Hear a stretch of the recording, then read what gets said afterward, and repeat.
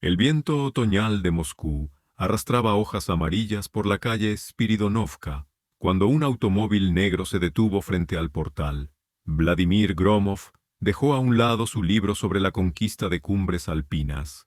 En los ojos de aquellos dos desconocidos con abrigos idénticos se leía una seriedad que no admitía negativas. El trayecto hasta Lubianka transcurrió en silencio. En la oficina del piso superior, el coronel Bersin abrió una carpeta gruesa con mapas del Himalaya. El Estado tiene una misión especial para usted. Nuestros agentes han obtenido información sobre algo que se oculta en esas montañas. Un objeto biológico, quizás una nueva especie de primate que supera al ser humano en capacidades físicas. Al otro lado de la ventana, la penumbra se espesaba. Gromov lo comprendió. No había elección, pero algo extraño sucedía. Aquella misión no parecía una condena, sino un regalo del destino. La oportunidad de revelar un misterio que durante siglos había inquietado las mentes de los exploradores. Un mes después, la expedición partió hacia las montañas. 8 hombres. Personal selecto. Ninguno regresaría siendo el mismo, y un anciano de 70 años, en un archivo de Moscú, todavía se sobresalta con cada susurro. Recuerda aquellos ojos rojos en la oscuridad y las voces que imitaban el habla humana. Las estanterías del archivo se extendían en la penumbra de aquel sótano moscovita, como testigos mudos de épocas pasadas. El polvo de los siglos cubría carpetas marcadas como alto secreto. Solo de vez en cuando, unos pasos interrumpían el silencio ancestral. El anciano pasaba lentamente las páginas amarillentas. Sus dedos arrugados temblaban por la emoción. 70 años habían transcurrido desde que firmó aquel pacto de silencio. 70 años callando, y ese secreto lo había carcomido por dentro como una enfermedad incurable. «Mi nombre es Vasily Petrovich Gromov», dijo al micrófono del joven historiador. «Fui teniente en aquella expedición, el único que regresó con vida de esas montañas malditas». Tras la ventana caía una lluvia otoñal. Las gotas resbalaban por el cristal como lágrimas del cielo. Vasily Petrovich carraspeó y continuó. Todo comenzó a finales de los años 30. El camarada Stalin recibió informes sobre hallazgos extraños en el Himalaya.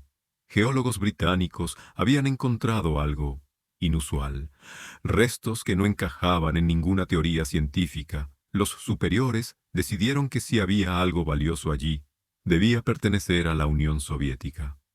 El anciano guardó silencio, mirando al vacío.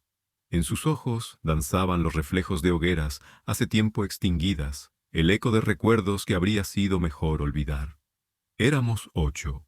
Personal selecto del Comisariado del Pueblo para Asuntos Internos, científicos, alpinistas. Comandaba el mayor Krasnov, un hombre de hierro que no conocía el miedo. Qué equivocado estaba. La lluvia arreció y el archivo se volvió aún más oscuro. Vasily Petrovich encendió la lámpara del escritorio. La luz amarillenta iluminó los documentos desplegados. Caminamos por los desfiladeros durante semanas. Los guías locales se negaron a seguir en cuanto vieron las marcas antiguas en las rocas. Decían que allí vivía algo que no debía despertar. Nos reímos de sus supersticiones. Gran error. La voz del anciano se volvió más sorda, como si los recuerdos lo aplastaran físicamente. La primera noche desapareció el operador de radio, Petrenko. Solo encontramos jirones de su ropa y huellas extrañas en la nieve. Huellas que no parecían ni humanas ni animales. Krasnov ordenó continuar. Vasily Petrovich sacó de la carpeta una fotografía amarillenta. En ella se distinguían siluetas borrosas con uniforme de invierno ante picos nevados. La cueva. Encontramos esa cueva maldita al tercer día. Dentro había dibujos, antiguos, más viejos que cualquier civilización conocida. Representaban rituales, ofrendas, y a aquello, lo que guardaba esos lugares desde hacía milenios. El anciano respiró hondo y continuó con voz temblorosa. Instalamos el campamento en la entrada. ¡Qué insensatos! Esa noche vino por nosotros. Primero se llevó a Volkov y Semenov. Sus gritos todavía resuenan en mis oídos. Luego comenzó la verdadera cacería. Tras la ventana brilló un relámpago que iluminó por un instante la sala con una luz fantasmal. Me escondí en una grieta de la roca durante 3 días. Oía cómo aquello me rodeaba cerca, rastreando mi olor. Cuando todo quedó en silencio, salí y regresé. Caminé por las montañas durante 1 mes, comiendo lo que podía, enloqueciendo por la soledad y el horror. Vasily Petrovich cerró la carpeta y miró directamente al objetivo de la cámara. Clasificaron el caso para siempre. Oficialmente, la expedición murió por una avalancha.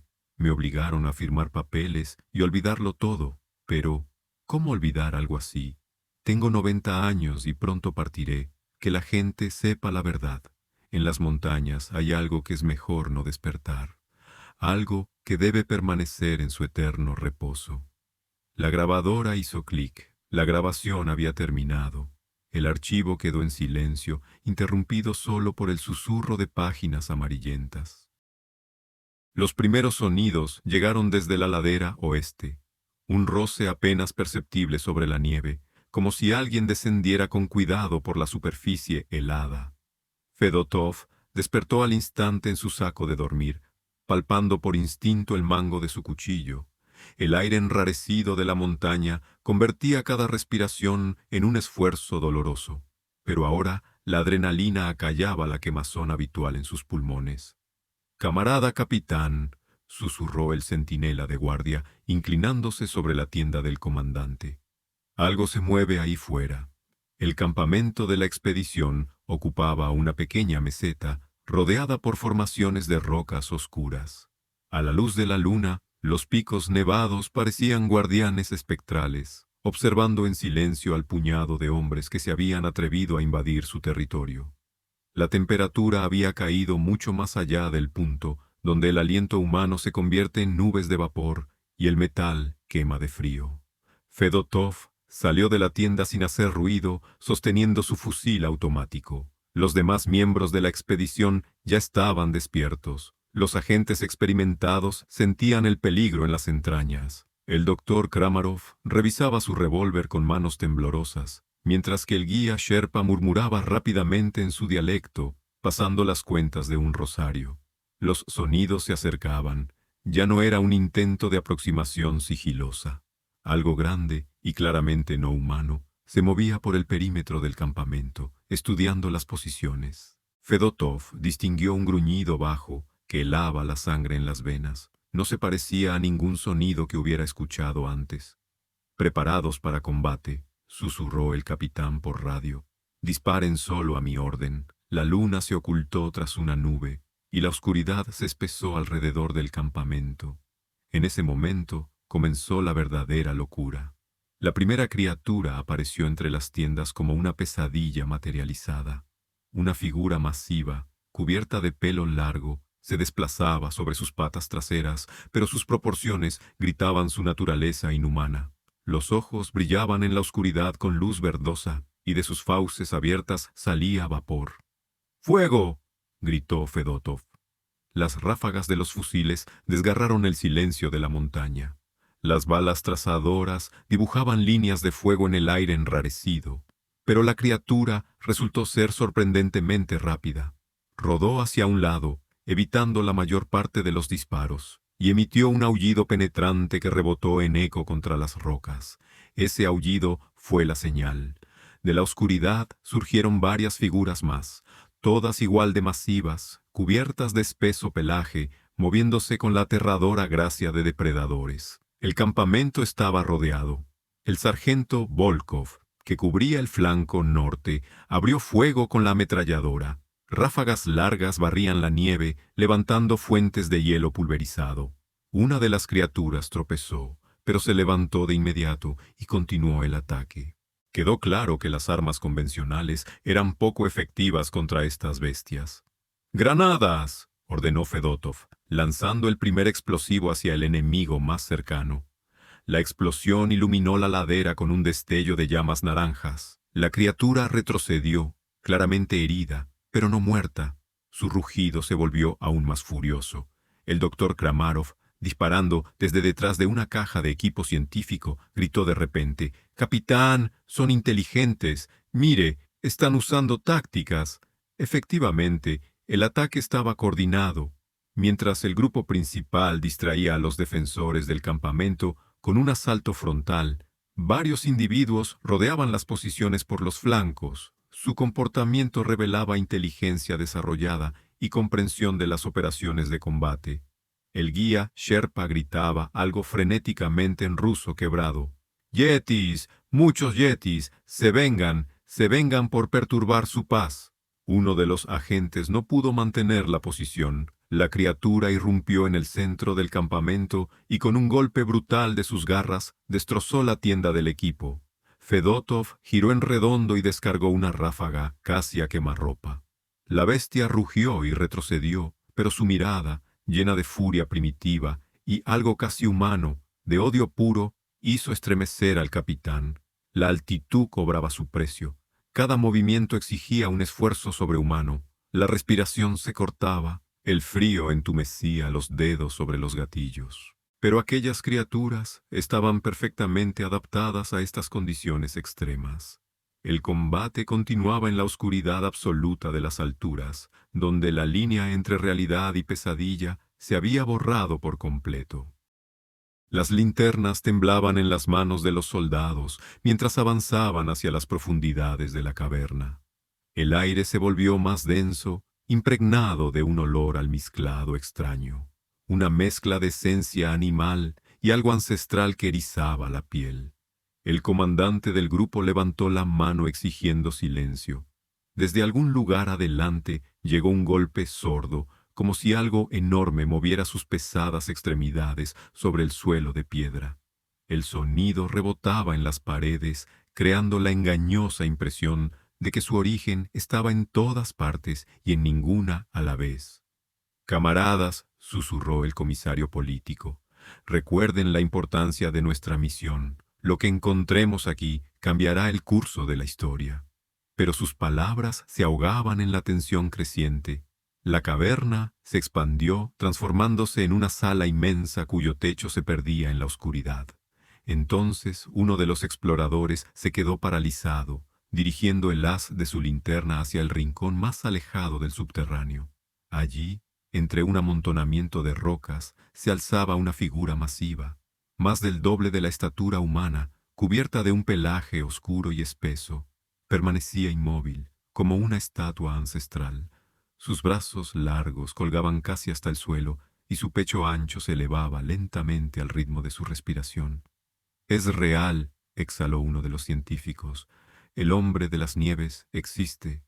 La criatura giró lentamente la cabeza hacia ellos.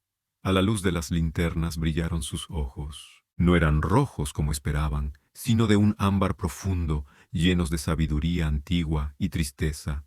Pero en ese mismo instante se encendieron otros pares de ojos desde la oscuridad. Rojos, múltiples puntos rojos, como brasas en la noche. El grupo se contrajo instintivamente.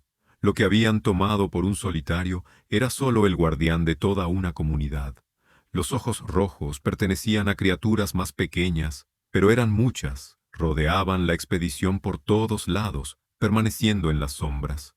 El primero, el más grande, emitió un sonido gutural grave.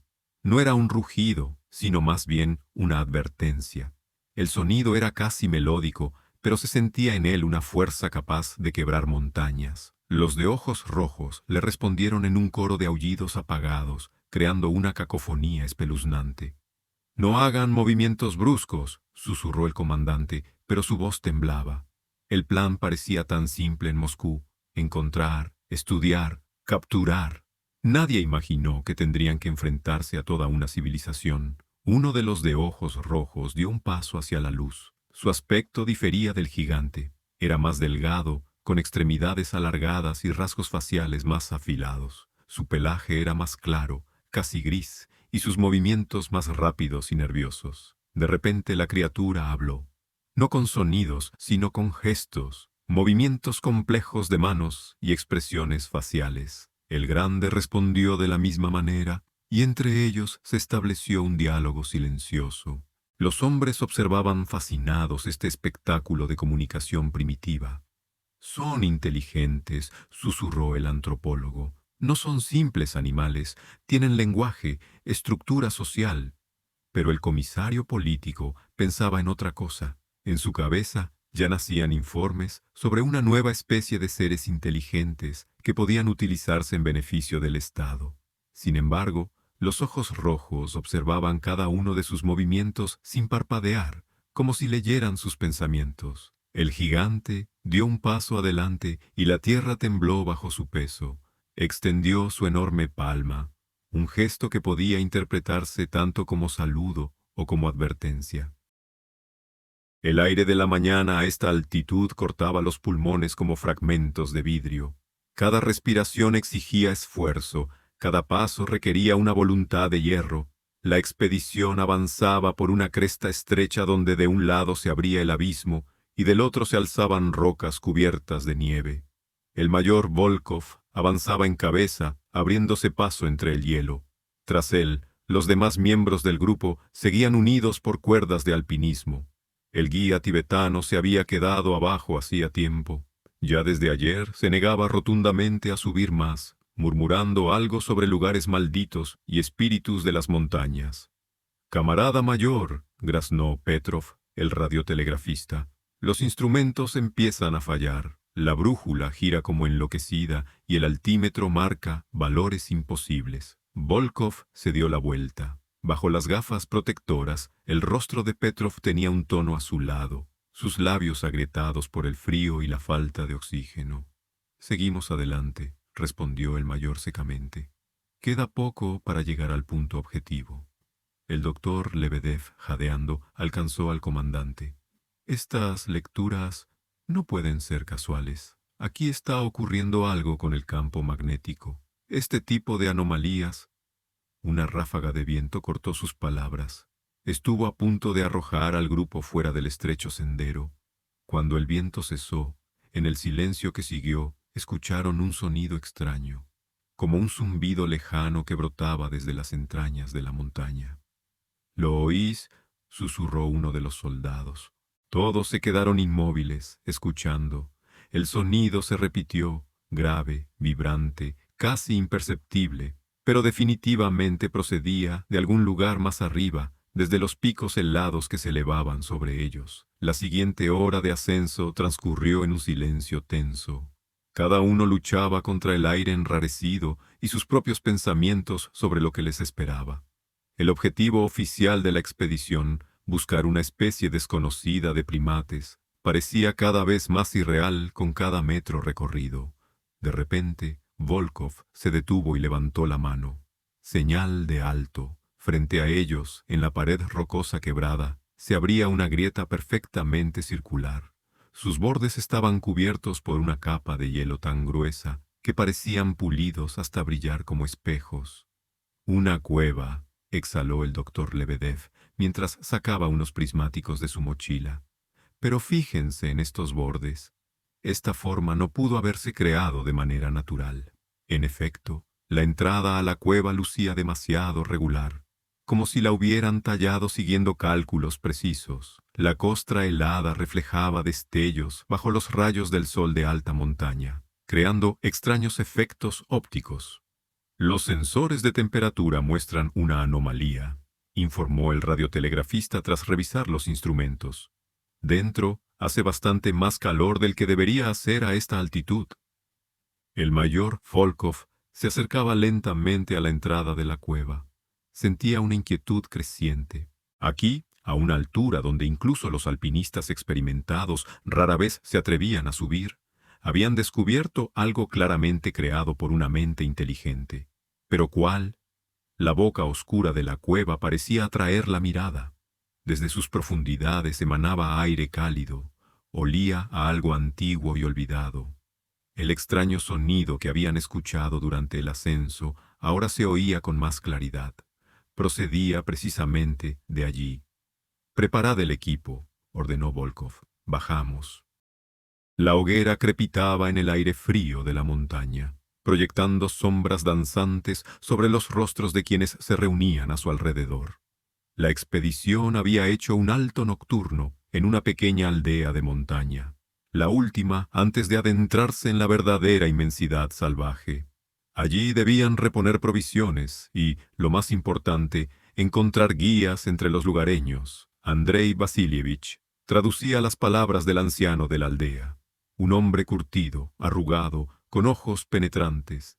El sherpa hablaba despacio, eligiendo cada palabra con cuidado, como si cada una de ellas pudiera invocar la desgracia. Dice que no se debe ir más allá, tradujo Andrei Vasilievich frunciendo el ceño. Allí vive aquello, cuyo nombre no debe pronunciarse. El mayor Korolkov movió los hombros con impaciencia. Pregúntale concretamente, ¿qué sabe sobre grandes criaturas peludas en las montañas? Al traducir estas palabras, el rostro del anciano se contrajo de horror. Empezó a hablar más rápido, gesticulando con las manos. Los otros sherpas murmuraron inquietos y se apartaron de la hoguera. Está contando. La voz del traductor temblaba. En tiempos antiguos, sus ancestros hicieron un pacto con los habitantes de las alturas. Los humanos no suben más allá de ciertos límites, y ellos no bajan a los valles. Pero a veces el pacto se rompe. El anciano continuaba hablando. Su voz se volvía cada vez más baja, casi un murmullo. Los demás sherpas asentían, confirmando cada palabra. El invierno pasado, traducía Andrei Vasilievich, un grupo de cazadores subió demasiado alto. No todos regresaron, y los que volvieron, dice que perdieron la razón para siempre. Hablaban de ojos que ardían en la oscuridad, de voces que imitan el habla humana para atraer hacia la trampa.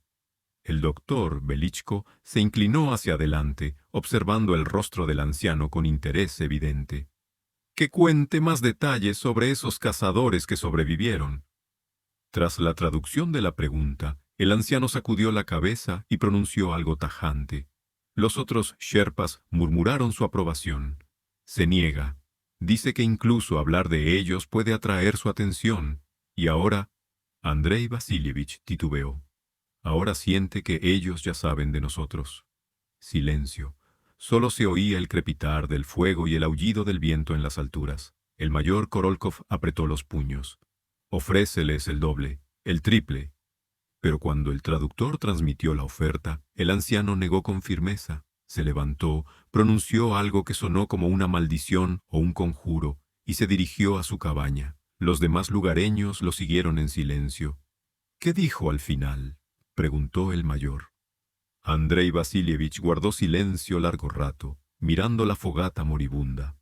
Algo así como: que los locos vayan al encuentro del mal antiguo, nosotros no seremos testigos de sus últimos días. El doctor Velichko soltó una risa, pero no había alegría en ella. Supersticiones de montañeses, le temen a su propia sombra. Quizás, dijo el traductor en voz baja, pero noté un detalle. Cuando el anciano hablaba de ellos, miraba constantemente hacia arriba. ¿Y saben qué? Me pareció que realmente había algo allí, algo grande moviéndose entre las rocas. Todos alzaron la vista involuntariamente. Sobre ellos se extendía la cúpula estrellada del cielo, y más arriba se oscurecían los picos inaccesibles. Y efectivamente, o era un juego de la imaginación, parecía que en aquella negrura algo observaba el campamento. Solo quedaba una opción: continuar el camino sin guías, confiando únicamente en los mapas y las propias fuerzas. En el reino de las leyendas antiguas, donde cada paso podía ser el último. El amanecer sobre el glaciar recibió a la expedición con un silencio inquietante. Incluso el viento, que toda la noche había aullado entre las grietas, enmudeció, como si la propia naturaleza contuviera la respiración. Porfirio Semyonovich fue el primero en salir de la tienda y se quedó inmóvil de inmediato, mirando la nieve frente a él. «Camarada coronel», llamó en voz baja a Gromov, sin apartar la mirada de la superficie blanca. «Debería ver esto». Gromov salió de la tienda, aún no del todo despierto, pero el tono del geólogo lo puso instantáneamente en alerta máxima. Lo que vio hizo que su mano se dirigiera instintivamente a la funda. En la nieve, atravesando directamente su campamento, se extendían huellas. No eran humanas, eso era obvio de inmediato. Demasiado grandes, demasiado profundas. Los pies eran alargados, con marcas claras de 5 dedos, pero las proporciones parecían incorrectas, como si alguien hubiera tomado un pie humano y lo hubiera distorsionado en una pesadilla. La longitud de la huella es casi 1,5 veces mayor que la humana, susurró Porfirio Semyonovich, sacando una cinta métrica de la mochila. Y la profundidad. A juzgar por las marcas, el peso de la criatura supera considerablemente el humano. Tashkin fotografiaba las huellas en silencio, lanzando miradas ocasionales a las laderas circundantes. Los guías permanecían apartados, conversando en voz baja en su idioma, y Gromov captaba notas de miedo en sus voces. «Yeti», dijo finalmente el mayor de los lugareños, Tenzin. «Micho vino durante la noche». «¿De dónde vienen las huellas?», preguntó Gromov. Tenzin señaló la ladera norte, donde la cadena de marcas se perdía entre rocas y cascadas de hielo. «De allí, de los lugares prohibidos, y llevan...» Se dio vuelta y señaló hacia su ruta, hacia dónde debemos establecer el campamento base. Gromov sintió como el frío se colaba bajo su chaqueta, y no era por el aire de montaña, como si su ruta hubiera sido estudiada de antemano, como si esa criatura supiera a dónde se dirigían. «Nos movemos», ordenó.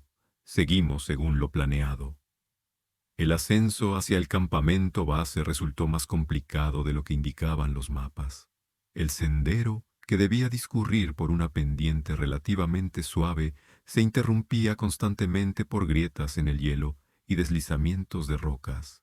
En varias ocasiones tuvieron que hacer rodeos considerables, perdiendo un tiempo precioso, pero lo más inquietante eran las huellas. Aparecían a la derecha, luego a la izquierda de su ruta, como si un compañero invisible avanzara en paralelo, estudiándolos.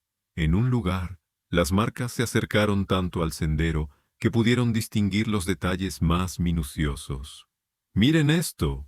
Porfirio Semyonovich se arrodilló junto a una huella especialmente nítida. «¿Ven estas marcas? Parecen garras, pero están dispuestas como en los primates, y aquí», señaló la parte lateral de la huella, «se distinguen restos de pelo denso».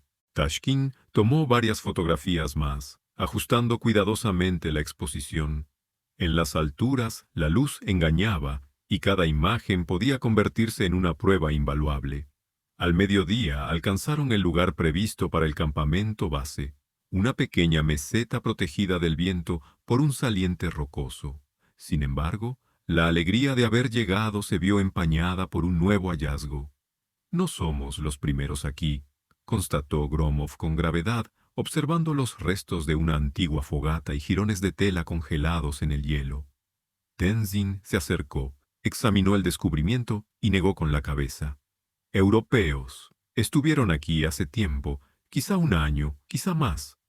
Entre los restos del campamento, Porfirio Semyonovich encontró un fragmento de mapa con anotaciones en inglés y parte de un diario, cuyas páginas habían sido destruidas por el tiempo y las inclemencias. De lo que sobrevivió, apenas podían leerse frases sueltas. «Las huellas conducen más arriba. Temperatura anormalmente baja. Johnson desapareció durante la guardia nocturna». «Expedición británica», determinó Tashkin, estudiando los hallazgos. «Al parecer, también buscaban a nuestro amigo».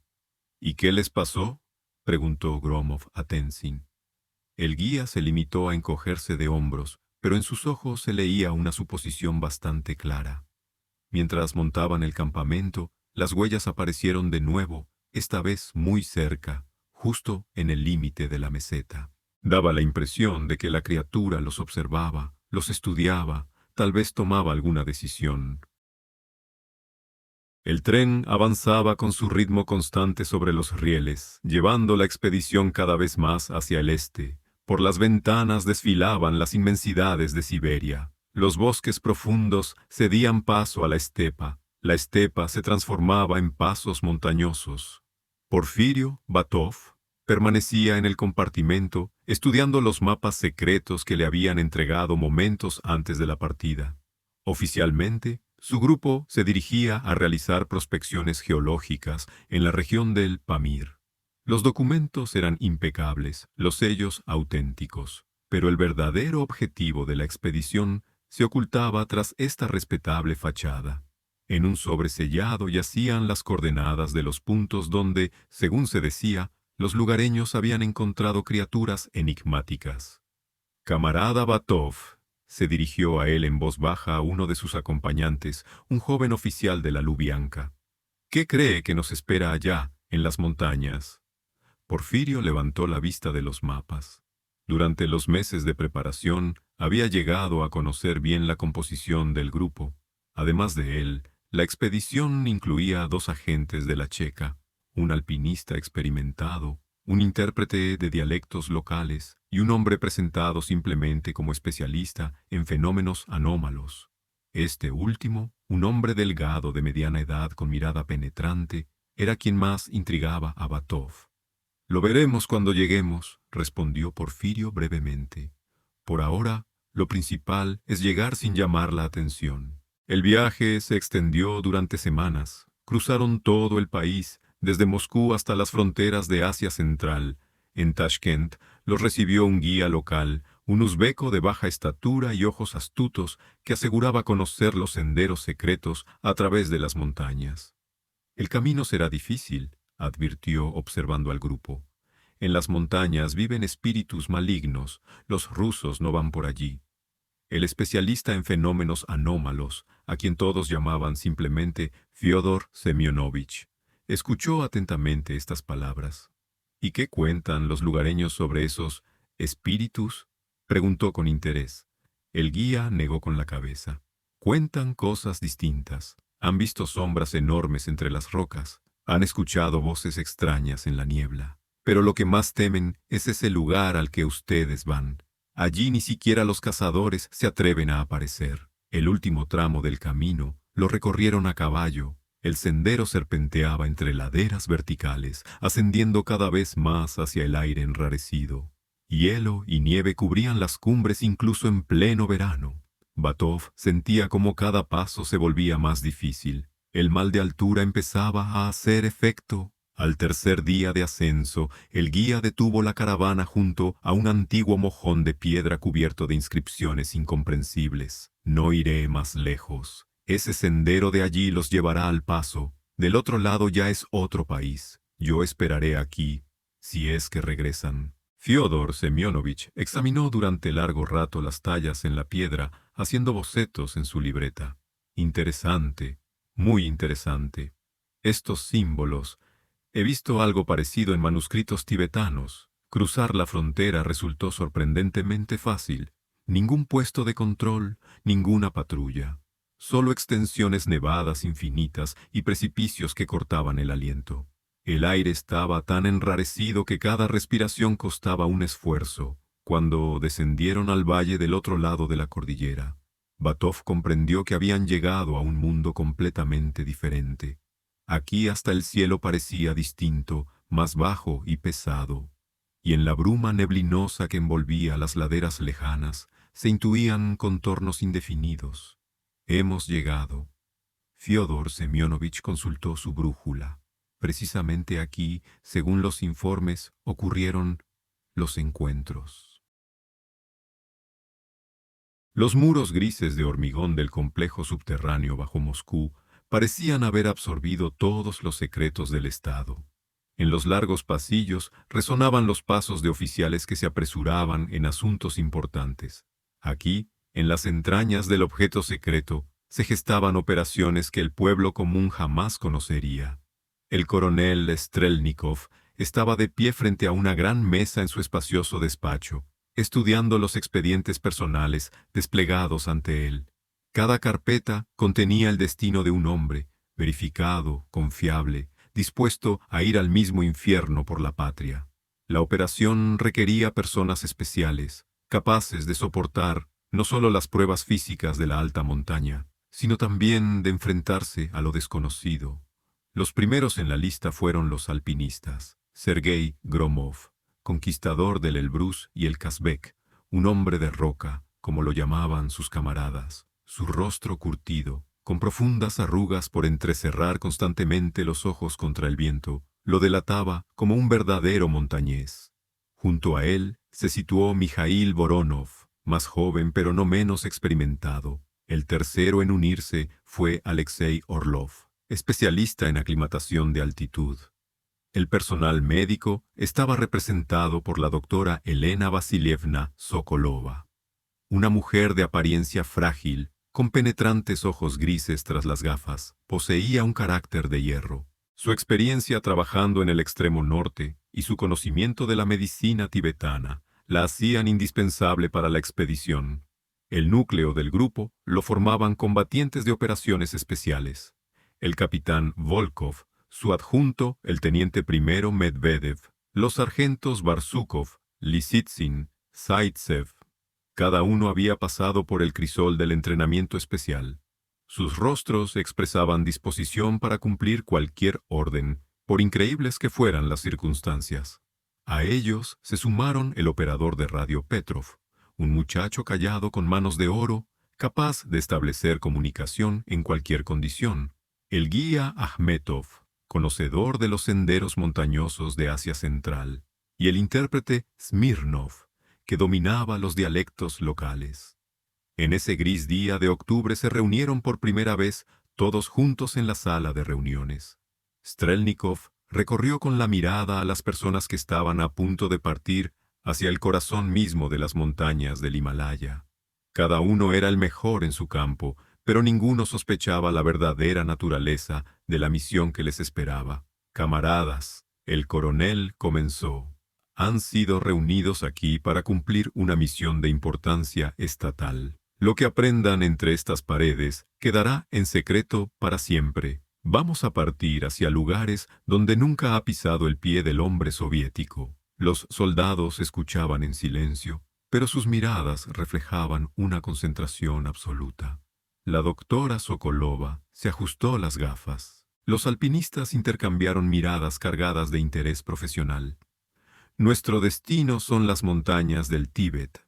Según la inteligencia que hemos recibido, allí podría encontrarse algo de especial interés para la Unión Soviética», continuó Strelnikov, eligiendo cada palabra con cuidado. No podía revelar toda la verdad. No podía pronunciar en voz alta las palabras sobre el hombre de las nieves, sobre antiguas leyendas y secretos místicos. El partido exigía resultados, pero creer en tales cosas significaba traicionar los ideales materialistas. Los días siguientes transcurrieron en preparación intensiva. El equipo estudiaba mapas de la región, entrenaba con equipamiento de altura, dominaba instrumental especializado. La doctora Sokolova preparaba medicamentos para trabajar en condiciones de aire enrarecido. El operador de radio Petrov verificaba los equipos de comunicación. En el corazón de cada uno crecía el presentimiento de algo extraordinario. Demasiados secretos rodeaban esta expedición, demasiada gravedad en la confidencialidad, pero eran soldados acostumbrados a no hacer preguntas innecesarias. El despacho del coronel Drozdov se perdía en el humo gris del tabaco. Tras las ventanas del tercer piso del edificio en Lubianka, el crepúsculo de octubre descendía lentamente. En el fondo de la amplia habitación, la leña crepitaba en una estufa maciza. El mayor Vasily Krestovsky permanecía firme frente al escritorio, esperando a que su superior terminara de examinar una carpeta gruesa, marcada como alto secreto. «Siéntate, Vasily Petrovich», dijo finalmente el coronel, sin levantar la vista de los documentos. «Lo que voy a contarte no debe salir de este despacho». Krestovsky se acomodó en la silla de cuero, sintiendo cómo la tensión le apretaba las sienes. Durante años de servicio había aprendido a reconocer esa entonación especial de sus superiores que anticipaba algo fuera de lo común. «Dime, mayor, ¿qué sabes del hombre de las nieves?», preguntó Drozdov de repente, cerrando la carpeta de golpe. Vasily Petrovich frunció el ceño, sin entender a dónde quería llegar el coronel. «Cuentos populares, camarada coronel, leyendas de tribus montañesas sobre algún gigante peludo». «Pues te equivocas», lo interrumpió Drozdov, levantándose de la mesa. «Nuestra gente en el Tíbet ha recopilado información muy curiosa. Expediciones británicas recientes han descubierto huellas extrañas cerca del Everest, huellas que no pertenecen a ningún animal conocido por la ciencia. El coronel se acercó a la caja fuerte, extrajo varias fotografías y las arrojó sobre la mesa frente al mayor. Krestovsky se inclinó sobre las imágenes, examinando las borrosas siluetas de gigantescas pisadas en la nieve. ¿Ves el tamaño? Drozdov señaló una de las fotografías con el dedo. La longitud del pie casi duplica la de un humano, y el ancho. Solo una criatura de fuerza física increíble podría dejar una huella así. Pero, camarada coronel, objetó Krestovsky con cautela, no podría ser una falsificación, propaganda occidental. Habría pensado lo mismo, asintió Drozdov, volviendo a su silla. Si no fuera por los informes de nuestros agentes en Londres, el gobierno británico está preparando una expedición secreta al Himalaya. El objetivo oficial es investigación científica. Pero conocemos el verdadero propósito de esta empresa. El coronel hizo una larga pausa, dejando que las palabras se asentaran en la conciencia de su subordinado. Están buscando al hombre de las nieves, Vasily Petrovich. Y a juzgar por el financiamiento de la expedición, esperan encontrarlo. ¿Para qué quieren a esa criatura?, preguntó el mayor, sintiendo un escalofrío recorrerle la espalda. Piénsalo tú mismo. Imagina un soldado con la fuerza de un oso, la resistencia para sobrevivir en alta montaña, la capacidad de soportar cargas sobrehumanas. Un ejército así podría atravesar cualquier barrera, resistir cualquier frío. Drozdov se levantó y se acercó al mapa que colgaba en la pared. Su dedo se detuvo sobre la mancha blanca de la cordillera del Himalaya. La Unión Soviética no puede permitir que los imperialistas obtengan semejante ventaja, continuó el coronel. Mañana por la mañana partirás hacia Alma-Ata. Allí formarás la expedición, los mejores alpinistas, camaradas de confianza entre los científicos, escolta fiable. Camarada coronel, Krestovsky se levantó de la silla. ¿Y si esa criatura simplemente no existe? Drozdov se volvió hacia él. El mayor vio en los ojos de su superior un extraño destello, casi místico. Entonces habremos hecho una escalada en honor a la ciencia soviética, sonrió el coronel. Pero tengo la certeza de que encontraremos algo mucho más interesante. El viento otoñal sacude las hojas amarillentas en la calle Spiridonovka cuando un automóvil negro se detiene frente al portal. Dos hombres con abrigos idénticos suben la escalera. Sus pasos resuenan en el estrecho pasillo del apartamento comunitario. Camarada Gromov debe acompañarnos. Vladimir Gromov deja el libro a medio leer sobre la conquista de cumbres alpinas. En los ojos de los desconocidos se lee esa seriedad especial que no admite objeciones. Se pone la chaqueta en silencio. Echa un último vistazo a la fotografía sobre la mesa, él mismo frente al pico nevado de Khan Tengri. El trayecto hasta Lubianka transcurre en silencio. El automóvil se desliza sobre el asfalto mojado. Las fachadas grises de los edificios desfilan, sumergidas en el crepúsculo. Gromov intenta comprender qué pudo atraer la atención de los órganos hacia un simple alpinista, instructor del servicio de rescate de montaña. El edificio, en la plaza Lubianskaya, lo recibe con pasillos fríos y el crujido del parqué bajo los pies. Los escoltas lo conducen cada vez más arriba, pasando interminables puertas numeradas. Tras ellas se oye el repiqueteo de máquinas de escribir y voces apagadas. La oficina en el último piso impresiona por su lujo. Cortinas pesadas, escritorio macizo de roble, retratos de los líderes en marcos dorados. Tras el escritorio, un hombre de mediana edad con ojos penetrantes y bigote cuidadosamente recortado. En su pecho brillan condecoraciones. Tome asiento, camarada Gromov. Coronel Bersin, Departamento Especial. La voz suena sorprendentemente suave, casi amistosa. He estudiado su expediente, historial impresionante, Pamir, Cáucaso, expediciones a los lugares más inaccesibles de la Unión. Gromov asiente. Siente cómo la tensión retrocede lentamente. Esto no es un interrogatorio, al menos no todavía. El Estado tiene una misión especial para usted, continúa Bersin, sacando una carpeta gruesa del cajón. Una misión delicada que requiere absoluta confidencialidad. Abre la carpeta. Gromov ve mapas de cordilleras, fotografías de cumbres nevadas que parecen familiares, pero a la vez extrañas. El Himalaya, camarada Gromov, nuestros agentes han obtenido información sobre algo inusual que se oculta en esas montañas, algo que puede representar un interés estratégico para la Unión Soviética. Bersin hace una pausa, estudia atentamente el rostro del alpinista.